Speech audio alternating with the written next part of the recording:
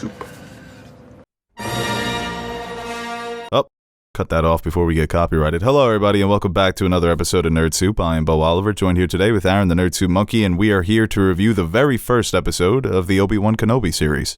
One of the most highly anticipated Star Wars productions of the last few years, bringing back some familiar faces. Ewan McGregor obviously as Obi-Wan, Hayden Christensen coming back as Darth Vader, so it's definitely a show a lot of Star Wars fans are excited for, I think. You can never tell with this fan base. Before we get into this review, I want to let you guys know that you can listen to this review on Apple Podcasts, Spotify, Google Podcasts, Amazon Music, and all of our podcast platforms at nerdsouppodcast.buzzsprout.com. So I just said in the intro that we will be reviewing episode 1 on this video, but had no idea that they were releasing parts 1 and 2, so we will be reviewing both parts. And this first episode was directed by Mandalorian veteran Deborah Chow, who will be directing every part. That's actually something that I like, that instead of giving them titles, they're going to part 1, part 2, similar to the original saga. And yeah, this episode, after watching it, my main takeaway was I'm familiar with a lot of this. Tatooine, that's a familiar planet. Obi-Wan, Ewan McGregor, fantastic actor. The Inquisitors, they've been in the shadows. I'm aware of their presence, but that was also cool. Uncle Owen, in my mind, I keep calling him Uncle Ben. I don't know why he's become the standard uncle for all uncle characters who get slaughtered and inspire their orphaned child to become a hero, but yeah. Joel Edgerton also playing Uncle Ben. There's a lot of things that go, oh, hey, look at that. So nothing too mind-blowing about this episode, except for one thing. Little Leia. Yes. That was a surprise. That's something that I totally didn't expect. Jimmy Smits. Love Jimmy Smits. Always got to go Jimmy Smits whenever he pops up in something. So I actually ended up liking the stuff on Alderaan more than Tatooine. Because Tatooine, people make the joke Disney bought Star Wars to make Tatooine the main character. We've seen it so much at this point. Alderaan, we've only seen millions of pieces of Alderaan. We haven't, been on the planet. So that was cool. No, I mean, it looks like a nice city. It's too bad. Or a nice planet. Too bad what happened. Well, what's cool about Alderaan is they do have the rep of being more progressive, even when the Empire takes over. And they're so powerful that they kind of have to put up with the Organa family, even though they are more progressive on things like ending slavery or, other issues, obviously, that the Empire has. So it's cool to see them now in live action. Obviously, we've seen Jimmy Smits in the prequels and in Rogue One, but this is stuff that they covered in some of the books. So like I said, yeah, that was definitely out of left field for me. Yeah, and a cool way to bring her into this story. And it's the first time C-3PO showed up and I wasn't like, okay, that actually makes sense and not forced. Yeah, I guess he was her droid. Yeah, I forgot about that. So, yeah, I mean, the Leia stuff was very surprising. And obviously going back to Tatooine, Obi-Wan, the setup and everything like that, Ewan McGregor as his character is just perfect. I think he slips right back into the role. And I'm glad he's given an opportunity to not redeem himself, because I do think he was the strongest part of the prequels. And to see him have his own series and kind of dive deeper into what he's going through post Revenge of the Sith, I think is a very interesting thing to explore. Obviously, you see him, he holds a lot of that with him still.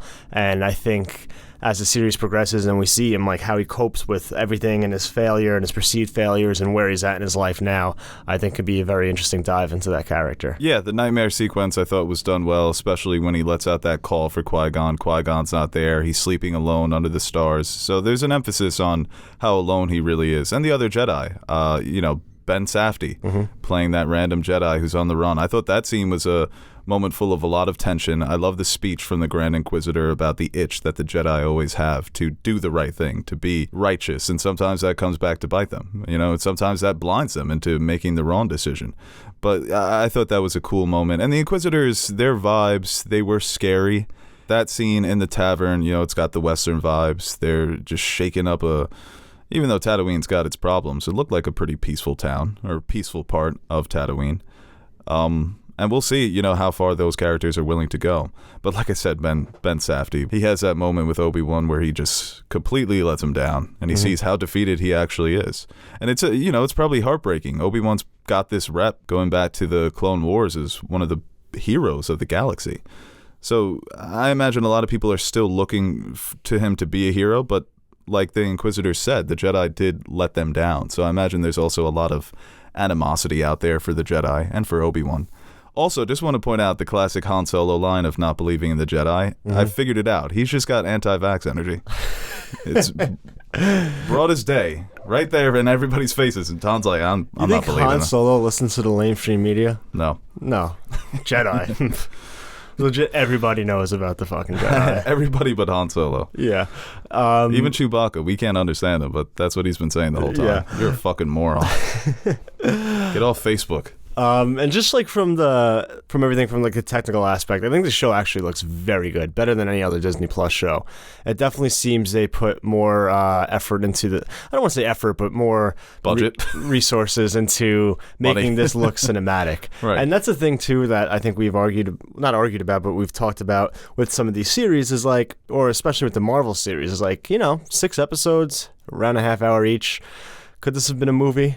Because it seems like the cuts, like, this one seems a little bit more episodic, but I don't know. It just seems like it's being stretched out a little for the show at They this all point. feel like that. Yeah. They really do. But other than that, I really have no complaints in terms of, like, bringing this story to Disney Plus and getting this insight into Obi-Wan at this point, because he's one of my favorite characters, so I'm going to enjoy it for that alone, but I think I am very much intrigued of where the story goes so far. Yeah, and it picks up with him, and he's got that union job, and he sees the man who's cheated by their boss, and he doesn't help. Mm-hmm. So right there, you see that. I also wondered if they were going to touch on maybe he's not tapped in with the Force, similar to Luke in The Last Jedi, where he can't use these powers anymore. Obviously, we do see him use his abilities in Episode 2. But yeah, he's so detached, he's so alone, and like you said, he fits into the shoes. He's still channeling a young Alec Guinness, and I think it is believable that in 10 years, he would age into that man. You also have the bits where he gives him the toy that we see in A New Hope that Luke is playing with. Those are things that fans are going to go crazy for. I'm so over those things at this point. I thought it was a good emotional scene when he's overlooking Luke and he sees that he's at least happy. Yeah. Although I would still be upset after seeing where Leia ended up. Thinking I got the short end of the stick here. No, there were palaces and escorts, dinners. There's a lot of emotion, I think, in these first 2 episodes, which I appreciated. I think seeing where Obi-Wan is now, it's definitely a different Obi-Wan, but he still has. It's still the same character, and I think from 10 years removed from the events of Revenge of the Sith, I feel like it's a natural transition to where he is now.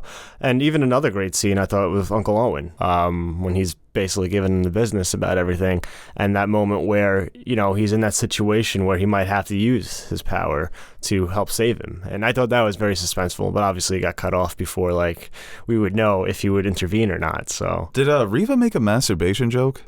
Because it looked like she said she was going to cut off your hands, so every time you use them, and she looked the man up and down, you'll be reminded of us. I thought, oh damn, that's dark. She's mean. Phantom boner? Yeah, no, she is mean.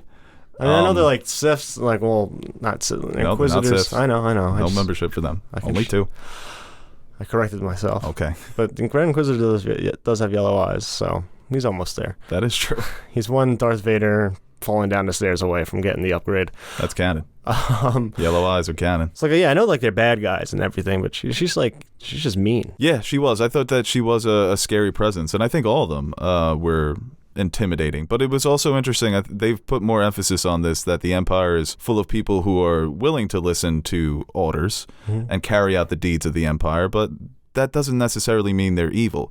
They're committing evil deeds. They're doing horrible things. But there is still a humanity there. They're just not faceless soldiers like we were so used to with the stormtroopers in the original trilogy. Because there's some issues there. They keep telling her, you need to stop with your obsession over Kenobi because it's a power play for her. If you appease Darth Vader, then maybe you can not be choked out through FaceTime or something like that. I don't know what's the upward mobility in the Empire. I know it's got to be difficult. But I found that interesting as well, that they weren't necessarily all on the same page. It's not just about hunting the Jedi. Well, they never are. Right. Every apprentice, the way he climbs the ladder is to kill his... Right, but that's usually encouraged. Yeah. Right. Weird. This is about teamwork. This is a 4-man team. You need some coordination here. Yeah. And Moses Ingram, she was great in Queen's Gambit. And I think she's pretty good in this. I thought she was good. Oh, wow. That's cool. Yeah. Talk about upward mobility. I see. Yeah.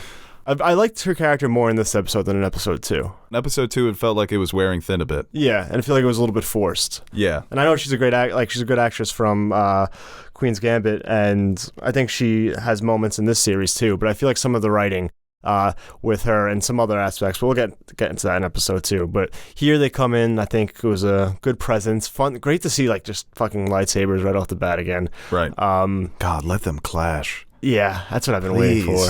I need this man Obi to pull it out and just be like, I'm back. Well, we know it's coming. I've been frustrated not only with the Star Wars shows, but also the Marvel shows, that it sometimes feels like there's not an emphasis on storytelling, more so just what's going to come next. And obviously that's part of storytelling, is setting up where the story is going to go. But it's more so things that we're already familiar with. We know that Obi-Wan and Darth Vader are going to fight. They better deliver on that shit. Yeah. But like I said, the stuff on Alderaan, to me, it was just great to see. And, Leia's such a fascinating character. People make the jokes about why she's 19 running the military. But you get some insight into how she was raised. She was raised to be a ruler. It's almost like Robb Stark, or being the son of a prince or princess of the king. So, like, with the Leia character, her dialogue, it's like, that stuff, like, I could picture Princess Leia saying, like, same cadence, same way, and like kind of in the same, it was very much dialogue written for young Princess Leia. Also, that's not how kids speak. No. So, like, I get what they were doing, but, like, you can have hints of that while still having it still be a 10-year-old child. Right. Growing up in this area. Because at times, especially in episode 2, which I think a lot of the dialogue starts, and I have problems more with episode 2, which I still very much liked, with some of the dialogue and just how characters spoke and how they presented. Right. She can be a precocious kid. Mm-hmm. She could be mature. And I think the Game of Thrones books do this as well. Bran's perspective in the books is from a 9-10-year-old, and he seems a lot smarter than the average 9 or 10-year-old because of the way they're raised. But at times, it felt like she was just almost speaking to the audience, where it didn't feel real. I was wondering, how old is she? She's got to be 10? Okay, yeah, 10-year-olds are pretty smart, right? They're pretty smart. But I think it does go back to how they were raised. I imagine Luke is just a booger-eating, calling people, what was the Nerf herders and shit like that, real disrespectful, real asshole kid. No, but it was funny, though, to see her just questioning Obi-Wan's abilities in episode 2, calling him an old man. It's funny because Jimmy Smits looks older than Ewan McGregor, but she's like, "Oh, you're old enough to be my grandpa." Why is she juking like prime LaDainian Tomlinson? Bro, she was like Marshawn Lynch in that wild card game, just tossing people off of her. No, but the jukes, that to me took me out of it. Yeah, because I would have caught that kid in 2 seconds. 100%. Faster than a kid. May not be faster. May not be faster than Teddy. I know she's got the force, but come on, man. And the way that they were being obstructed by things, like doink. Get that kid. Yeah, that was a little goofy. I did like that slide. The slide was fresh. Yeah. But yeah, that's kind of the driving force to get Obi-Wan back into the game, because at first they reach out through the intercoms, and Obi-Wan says, "No, I'm not that man anymore." And then Jimmy Smits is like, "I'm gonna make a house call then." And he shows up, and yeah, that's really all Obi-Wan needed, because it's not only we need you to save this helpless child, but he's got the emotional attachment to her through the relationship he had with her parents. Right. I think that line really hit home when he says, "What if I can't save her?" That is, like you said, it's truly scarred him what's happened to Anakin. And at this point, he still believes he killed Anakin. So not only did Anakin fall to the dark side and he failed him in that regard, but then he fucking murdered him and left him to die a brutal death. So yeah, that is a tough thing to live with. Yeah. Warrior PTSD. No, and I like when Jimmy Smits makes the point that, like, she's just as important as Luke. Right, yeah, and it's not even a force thing, because we see how just important of a figure she became to the galaxy. And I love those moments between Bail Organa and Leia. Yeah, I think Bail is like someone who, obviously, he didn't have a huge part to play in the prequels, but he's just always a presence. He really is. And he's Jimmy Smits, Right, yeah. He was in season 2 of Dexter. I remember always liking him as a kid. I was like, that one adult seems nice. Why are all these adults assholes? He's trying to help people out. So, like... And you know what? We didn't even talk about the cold opening. That was intense. Dude, man... Order 66. They really did it to him. Now, do you think those group of kids are going to be the cast of the Skeleton Crew? That John Watts Star Wars movie? Is that what that was setting up? I was trying to, I thought maybe they would go that way with Benny Safdie, but they didn't really... Yeah, that he was one of those kids that escaped, right? Yeah. Right. I thought they were going to bring that together. But they would have been 16, and Benny Safdie's not 16, depending on... I thought they were going to try to like tie that in, especially when they showed the cold open that way. But I think it was more of just to like, hey, remember Order 66? Order 66. I do hope it ties in more because it kind of just felt like it was cool to see. No, and definitely. It was brutal, but remember Order 66? Mm-hmm. Even the recap, I was like, you really gonna ask me if I need the recap? I've been watching these movies my entire life, bro. I watched the recap too. You did watch the recap? Did they cover A New Hope and or they covered the prequels? Yeah, it was mostly the prequels, and I think technically the sequels didn't happen yet. But it did definitely feel darker. You felt the presence of the Empire in this, not only through the Inquisitors, but just hanging a man in the middle of the street. That's fucked up. That's something that you don't normally see in Star Wars. No, and it had a good feel, a good mix of like prequel style and original trilogy, which I really liked. And I thought that really came out in episode 2. Yes. And I think that, worked for the setting. And obviously he accepts the mission. And I think that was a cool moment too. Although he's got to be a little more careful with the lightsaber. He's just flashing it. It's like, hey, you guys see this? Right, yeah, that was just for the audience. You know what? I don't mind that. You know why? Because Tatooine's such a fucked up place. Everyone's got weapons on that place. Yeah, everyone's shrouds. Ain't no metal detectors. And the kidnappers. I didn't like the kidnappers. Not because they were kidnappers, but... Oh, you like that part? Oh, big fan of kidnappers. Okay, they were goofy. Yeah. Some silliness there. I mean, also there's a character in part 2 who a lot of people are going to be shocked, but I thought he fit in perfectly. All right, before we start our episode 2 review, I want to give a quick shout out to our sponsor for this episode, Smile Brilliant. Anyone who suffers from grinding in their sleep will tell you just how uncomfortable and painful it can be, myself included. But after using one of Smile Brilliant's custom-fitted night guards, you'll be able to sleep comfortably through the night without worrying about the potential damage of grinding in your sleep. Preventing the damage to your teeth is much easier and less expensive than seeking a cure, and if you're one of the 40 million Americans damaging their teeth because of night grinding, head on over to smilebrilliant.com and use our promo code NERDSOUP at checkout for 20% off all products. And while you're there, you can check out the other products they offer to promote dental health and safety. And remember, use our promo code NERDSOUP for 20% off all purchases. You can find the link to their website in our description box below, so don't wait, hit the link, and take care of your teeth. But going into episode 2, or part 2, as I mentioned previously, I thought the setting of Dayu really added to this episode, because that's where you felt the prequelness, but it was still the slums, and it was shady, it was messy, you could, definitely smells crazy on that planet, and you could feel that. And I think there was an aspect of Obi-Wan being a fish out of water, because even though he has worked the streets, he's been on the field before, he hasn't done this in so long, so he is kind of sticking out. And obviously by the end of the episode, the entire planet knows who he is. But I thought that this episode, I don't know, it had different types of weaknesses than episode 1, but I mostly enjoyed it. Yes, me too. And I think a lot of it came down to Obi-Wan and Leia and their scenes together, for me. Right, and I think I saw like the same problems with how Leia and just her dialogue, but it's just... it is what it is at this point, and I can like accept that, like, oh, she's just the smartest kid ever. She's like a prodigy, almost like a Paul Atreides. Paul Atreides at 10 years old was probably this much of a smug little bastard. Yeah, I'd have been like, fuck you, Paul. Right. Play with Legos. And I thought that they had a good rapport between them. Obviously, it's something that they've done with The Mandalorian, the warrior helping a child. So that's a familiar dynamic, and it's a dynamic that people love for the longest time in cinema. So it worked well. And I had no expectations for Leia being in this story. Me neither. So it was when they faked us out at first, then I'm like, oh, fuck, we're going to get like... Dude, I thought Leia. That kid in the beginning was Leia, but like sick. Me too. So what's wrong with her? Terrible parents. Should have brought her to Tatooine.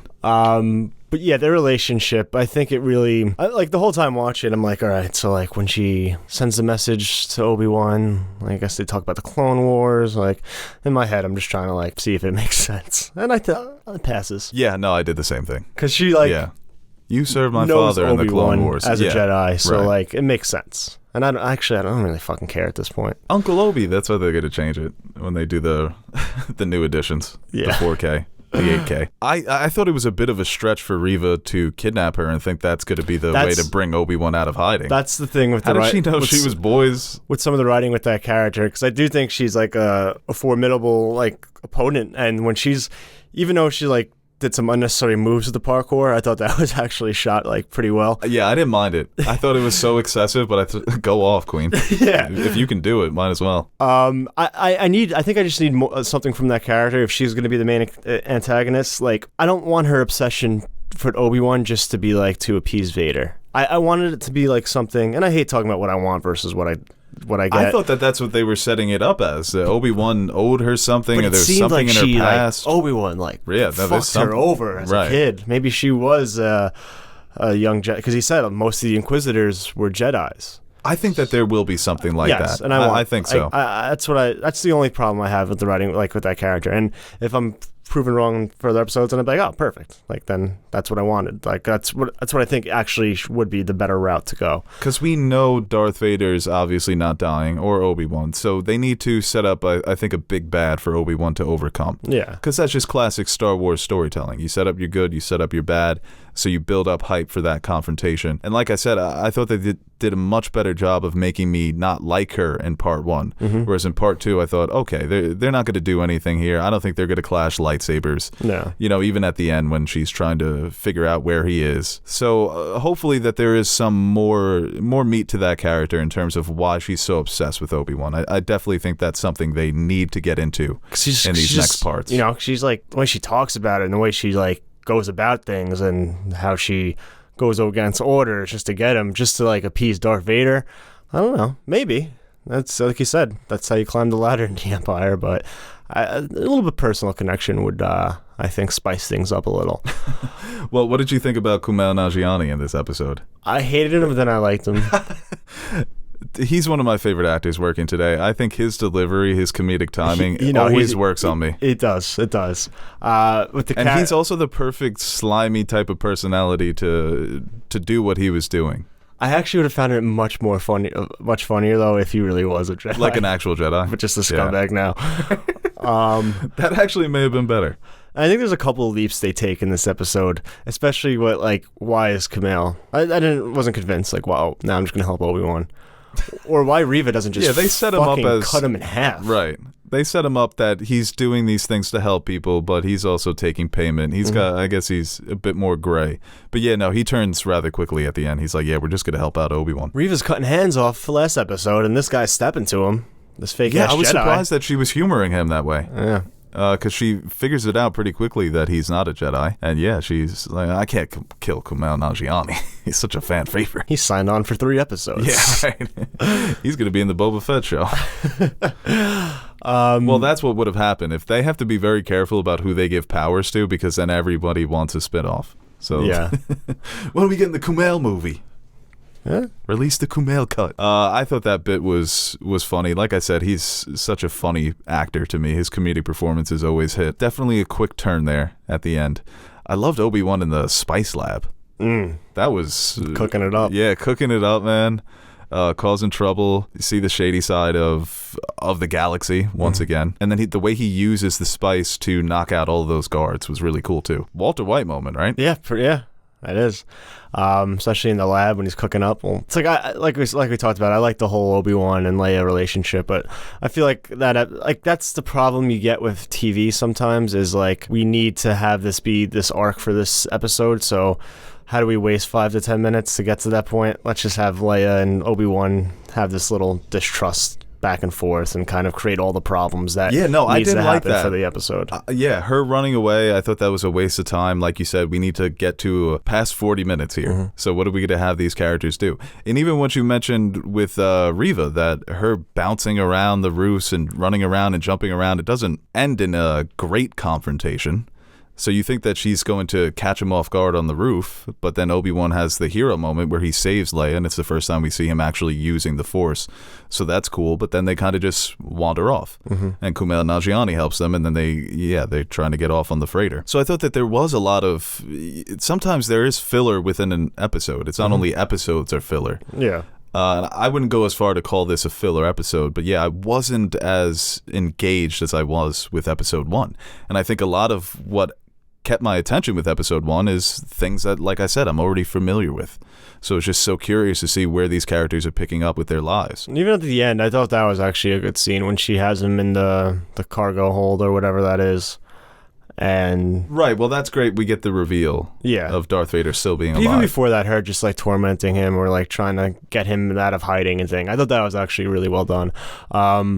And just Obi-Wan's, he's not really saying much in there, but his reactions and things like that, especially when she drops the bomb on him that Anakin's still alive. Obi-Wan thinks that Anakin's been dead for all this time, so that's something he has to live with, and it's almost worse knowing that he is alive. And you think, how could that even be possible? But dark side of the Force, many abilities some would consider unnatural. Yeah. We're going to get him too, right? 100%. He said no. Ian McDiarmid said no? Yeah. Fuck that. Which means yes. Yeah. Just a voice. I mean, they shoved him in that episode 9, so like... yeah, Obi-Wan Kenobi this makes is where more sense because he's like actually alive during this time period. I think there's a chance we also see Tarkin. I think we'll see Tarkin maybe on Alderaan because he was always causing trouble for Alderaan. I miss CG Tarkin. Yeah, hopefully it's not that, or hopefully it's better. Obviously, what they've done with young Luke Skywalker. I didn't notice the difference. I'm like, oh, he looks good for his age. But I think the design of the planet, the look of the planet, it all felt very real. Like you could walk these streets. Everything looked really, really good. It did. And that's something that I think they've carried over more from Mandalorian than some of the other Disney Plus shows. Because Mandalorian has probably looked the best out of all of them. And now I think Obi-Wan kind of matches it. Dude, if we saw Grogu in that opening scene... I thought we were going to see Grogu. I don't know if I would have been upset or happy. Probably happy and then upset, as most reveals go with Star Wars. But well, that cat and mouse game that Reva plays with Obi-Wan ends with her stabbing the Inquisitor. He's probably not dead. But even that moment felt like unnecessary tension between these two characters. Yeah, I felt Why would they... He knows that they've been looking for Obi-Wan. You finally have him cornered. You're still going to try and take credit for this? Yeah, you should be better at your job, bro. Yeah. You're the Grand Inquisitor. Inquisit some shit. Right. And grand fashion. Yeah, I felt like some of that, like, I'm not high or low on it. I kind of liked the little dissension in between, like, because they're all just selfish scumbags when you think about it. They're, like, working for the Empire, who's orchestrating a mass murder or mass genocide of the Jedi Order. And, like with everything, I feel like, I don't think it has to be all hunky-dory, like this big team of Force-sensitive Inquisitors come out and everything's happy. I kind of like that little dissension. Well, for me, it just kind of killed the tension of that moment, where it was between Reva and Obi-Wan. I didn't need him there. I needed Obi-Wan to whip out his lightsaber and fight her and get away. It's called a tease. God, why that's everything with these Disney Plus shows. It's teasing what's gonna come. Oh, look, here's Pietro. Is he an X-Men? Is he not an X-Men? Stay tuned. Everything is stay tuned with these Disney Plus shows. Just give us a fucking fight. That's the tease. Get a couple clashes, some Force stuff, got away. What's wrong with that? What's wrong with having fun? Tease the fun. Yeah. But what we got next is pretty cool. Right, yeah. That was a good shot. Actually, that was a really good shot. I felt bad for him, and I was scared of him. What, Vader? Yeah. Yeah. He looks disgusting, but menacing at the same time. And that's what they've always done so well with Vader. Obviously, you barely see him under the mask in the original trilogy, but he's such a frightening presence. I'm really excited for Vader. What he's going to do. I think Hayden Christensen's taking it personal, after what happened with the prequels, and he really wants to deliver on this. And I think the writers are aware of that as well, that we need to make this guy just a fucking badass, just an absolute, like the Night King in Game of Thrones season 5, that type of fear that he elicits in people. Because he is so, at this point, he's probably mysterious to the galaxy, I'm not sure that this is the guy that they really promote and put on posters and shit like that. Because Obi-Wan doesn't know who he is. Right, exactly. So unless no one knows his name. He's like this dark agent of the Emperor, and I think that's how they're really going to use him here. And I think you got to get the Emperor for a scene or two. Because he knows, yeah, he does, because they have the clip, the security footage of him being called Darth Vader. So it's not like he doesn't know him by that name. Right. Yeah, when she sas Lord Vader, that's when it clicks for him. Yeah. Oh, shit. Oh, you mean that? Lord Vader? Is there a second Lord Vader the second? Good thing she didn't catch Vader didn't hear call him Anakin. That's a no-go. And also another thing, I just while I was watching, she knows Owen is the farmer.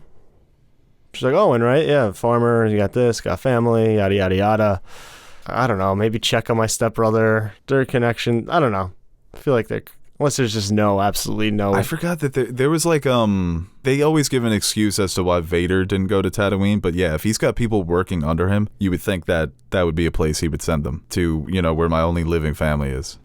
That might be a lead, right? At the very least. It's the biggest galaxy, but so small. So small, he's running around with Darth Vader's daughter on a distant planet, and she knew about the relationship between Bail and Obi-Wan, which should not be public knowledge whatsoever. She found it in the archives. Okay. I'm sure there was an ethics committee as to why a Jedi was so close to a senator. It can't be. I don't know about that. We saw when politics and the Jedi get mixed up. Not good things. Only good things happen. Well, okay. I don't know what side you're leaning on. But I think it was definitely a solid first two, and I'm definitely excited. It's going to be a wild few weeks here with the boys and Obi-Wan dropping on Fridays. Yeah, I'm ready for Darth Vader. I've had enough of Obi-Wan. Really? Yeah, give me Darth Vader. That's disrespectful on so many levels. I'm sorry. I'm Team Vader in this one, baby. All right, guys, that about does it for this review. We will be back next week to talk about episode 2 of the Obi-Wan Kenobi series. Thank you for listening. Thank you for watching. Before we wrap this up, I want to let you guys know that we will be continuing our Star Wars Revisited series next week with The Last Jedi. So it's a, famously divisive movie. It's going to be a long review, about 50 minutes. We brought on Teddy for that one. Make sure you follow us on social media at NerdSoup on Twitter, Instagram to get all the updates for our upcoming videos and reviews, and we'll see you next week. Damn, we were making some good points in that video. Hey guys, Aaron the NerdSoup Monkey here. Before we end this video, I want to give a quick shout out to our Patreon supporters. What can I say about you guys that I haven't already said about myself? You are the most important part of the channel and the main reason we keep going strong. Like Beau says, you keep the lights on in the fridge so the fridge is full. Or something like that. So, from everyone here at NerdSoup, I'd like to thank you guys for your continued support. If you're interested in joining the ranks of our patron supporters, head over to patreon.com/nerdsoup and check out the rewards we offer to our patrons. We recently dropped some new stickers for you guys to check out, or you could choose a tier that will allow you to select a movie, show, or video game for us to review. We've got a full slate of fan-suggested reviews coming your way, and we're really excited about the chance to review some of those movies and shows. We've also got t-shirts, mugs, behind-the-scenes videos showing how we bring our videos to life. And once again, thank you to all our Patreon pledgers who have been supporting us throughout the years. Without you, we wouldn't be able to convert all your pledges into cryptocurrency, so thank you from my future self for making us rich.